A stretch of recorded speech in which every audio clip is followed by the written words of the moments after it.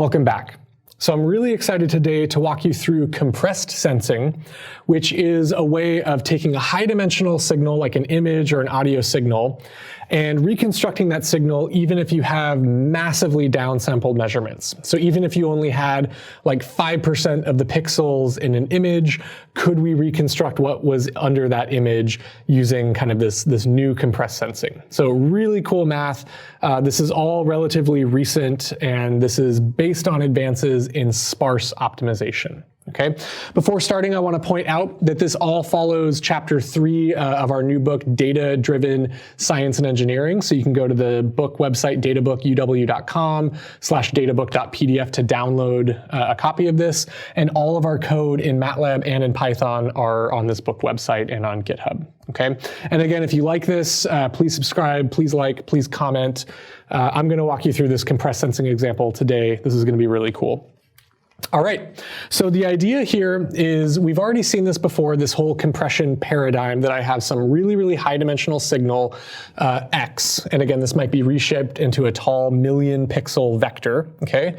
And we know that when we Fourier transform this image, I can get away with throwing away most of those Fourier coefficients. Maybe I only keep 5% or 1%. And when I inverse Fourier transform that sparse signal S, I recover a pretty faithful representation of the original image, the original signal X. Okay, so here X is the image, psi is this Fourier transform, and S is my sparse signal after I've thresholded or truncated most of the values. Okay, now this is standard compression. This is like on your smartphone and in your computer. Every computer worth its salt has this Fourier transform built in, and you can do this compression. All right, but this begs the question, and this is a relatively recent advance in the last 15 or so years, is begging the question, what if you actually only had a very few measurements of your system? So remember, we're starting with 1 million pixels, this kind of megapixel image here.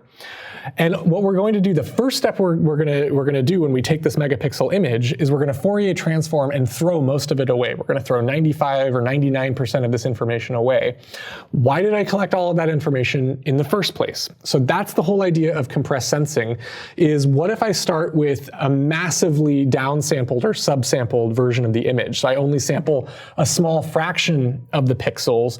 Can you, from those measurements, can you infer what the non-zero coefficients or what this sparse vector S had to be consistent with those measurements?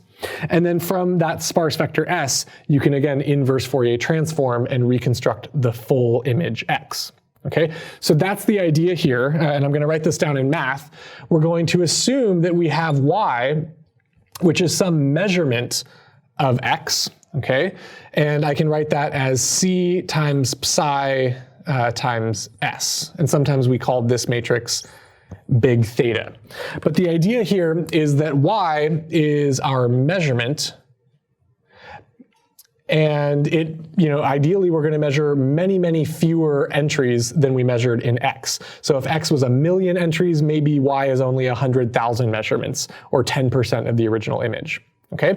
And you're not going to be able to get away with this for free. I mean, there's no free lunch. So if I am going to keep 1% of my Fourier coefficients, I of course have to measure more than 1% of my pixels, probably more like 5 or 10%. If I'm going to keep 10% of my Fourier coefficients, I might need to measure 30 or 40% of these pixels. So there are rules for how this works. Sometimes it works, sometimes it doesn't.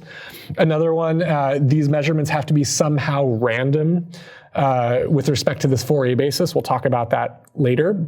If I only measured like the upper left corner of this picture, there's really not enough information to tell what's happening everywhere else in the image. So these kind of have to be distributed in a random way. And I'm going to make all of these statements formal later on and in future videos, kind of what are the mathematical conditions on the measurements Y that will allow us to solve for this sparse vector S. But that's what we're trying to do. Okay, so the big point here is that we are going to measure Y.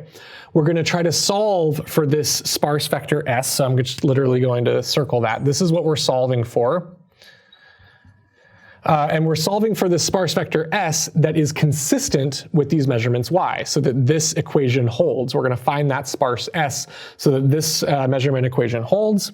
And then once we have S, since we know that this was sparse in Fourier, we just inverse Fourier transform and we recover our full image.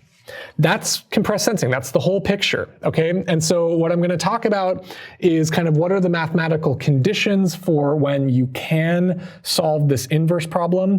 We're going to talk about how it looks kind of in terms of matrix systems of equations, and we're going to walk through all of those details. But this is the basic idea of compressed sensing, is instead of measuring the full image, we're going to measure a dramatic subsample of the image. This C matrix is basically this pixel mask here that's only selecting, you know, some subsample of these pixels at random into this measurement Y.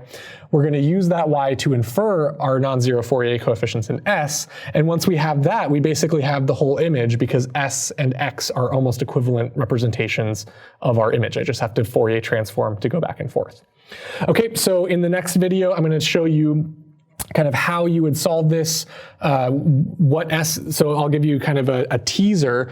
This has infinitely many solutions to this system of equations. Okay, S is a really, really tall vector, million entries for a megapixel image, and Y is a small vector. So there are infinitely many S's that solve this system of equations. We're going to use a particular sparsity promoting norm called the 1 norm to find the particular S that corresponds to this natural compressed image.